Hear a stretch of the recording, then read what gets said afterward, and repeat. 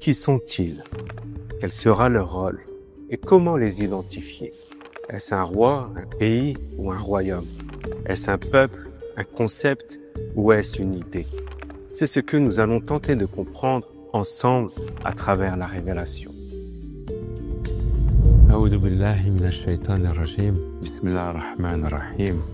Au nom de Dieu, Ar-Rahman le Clément. Salutations fraternelles à tous.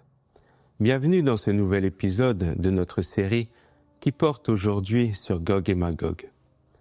Aujourd'hui, nous allons essayer de comprendre quelle est cette barrière, cette muraille, que ce peuple qui ne comprend pas le langage veut construire avec l'aide de Dhul-Qarnayn. Dans la sourate La Caverne, au verset 94, Dieu nous dit: Ils dirent: Ô Dhul-Qarnayn, les Gog et les Magog sèment le désordre sur terre. Pourrions-nous t'accorder un tribut afin que tu ériges un obstacle entre eux et nous? Quelle est cette barrière? Ce terme est-il à prendre au premier degré ou est-ce à prendre de manière plus symbolique? Nous savons que cette barrière viendra empêcher Gog et Magog de nuire. C'est une protection qui empêchera Gog et Magog de déferler de toutes parts. Or maintenant, nous savons que Gog et Magog sont des idées, des concepts, tels la liberté, la démocratie, les droits de l'homme ou de la femme, la laïcité, l'athéisme, ainsi que beaucoup d'autres idées et faux principes qui nous ont fait sortir du cadre éthique et moral dans lequel l'humanité et l'homme se construisaient jusqu'à présent, pour se construire dorénavant à travers ces concepts, créant ainsi un déséquilibre et une surenchère dans les déviances que nous voyons tous aujourd'hui. Cette muraille est donc là pour nous protéger de tout cela, et nous avons besoin de Dhul-Qarnayn. Pourquoi? Pourquoi ne pouvons-nous pas la construire nous-mêmes? Pourquoi nous avons besoin de Dhul-Qarnayn pour la construire? Pourquoi ne pouvons-nous pas nous protéger nous-mêmes de toutes ces nouvelles idées et de tous ces concepts? Dieu répond à cette interrogation dans la sourate Al-Kahf au verset 93. Jusqu'à ce qu'il atteigne un point situé entre les deux barrières, où il trouva un peuple qui comprenait à peine la parole. C'est tout simplement parce que nous n'avons pas le langage, la parole, le qoul.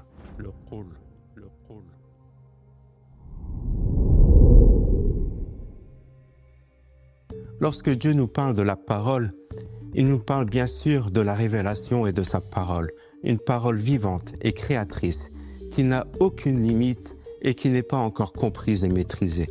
Nous n'avons aucune conscience de ce qu'est la parole et la puissance du qoul, malgré qu'elle soit l'enjeu majeur de la fin des temps. Pour parer à tout cela, il nous faut ainsi nous tourner vers ceux qui maîtrisent la parole, qui sont l'imam du temps, l'imam de notre temps, l'imam Mahdi, fils de Fatima, et le Messie, fils de Marie. Ces deux lignées qui se rejoignent sous l'appellation de Dhul-Qarnayn. Et c'est avec eux, et grâce à eux, qu'une barrière, une muraille, un bouclier sera érigé. Dans le verset 96 de la sourate La Caverne, Dieu nous dit: Apportez-moi des blocs de fer. Puis lorsqu'il eut comblé l'espace entre les deux versants, il dit: Soufflez. Et quand il eut rendu, comme une fournaise, il dit: Apportez-moi du cuivre fondu, que je la répande dessus.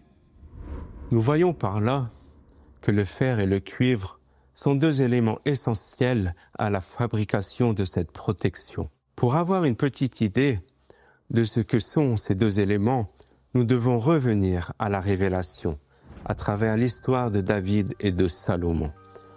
En effet, nous savons que la maîtrise du fer a été donnée à David, dont Dieu a fait un khalifa. De même, les sources de cuivre ont été données à Salomon, avec lesquelles il a façonné le royaume du khalifa. Nous savons que le fer provient du ciel et que c'est Dieu qui l'a fait descendre sur terre, comme le dit le verset 25 de la sourate 57, le fer. Et nous avons fait descendre le fer, dans laquelle se trouve une force redoutable et des utilités pour les gens, afin que Dieu sache qui le soutient, lui et ses messagers, avec la réalité du monde invisible. Certes, Dieu est fort et puissant. Ainsi, Nous voyons par ce verset que le fer descend du ciel. Et nous devons donc, en ce sens, rechercher quelque chose qui provient du ciel et qui nous est donné par Dieu. Cet élément va nous procurer de la force, du courage, de la fermeté dans notre foi, de la droiture et une conscience du monde invisible, du monde qui n'est pas apparent, du monde caché et d'une finalité qui peut nous échapper.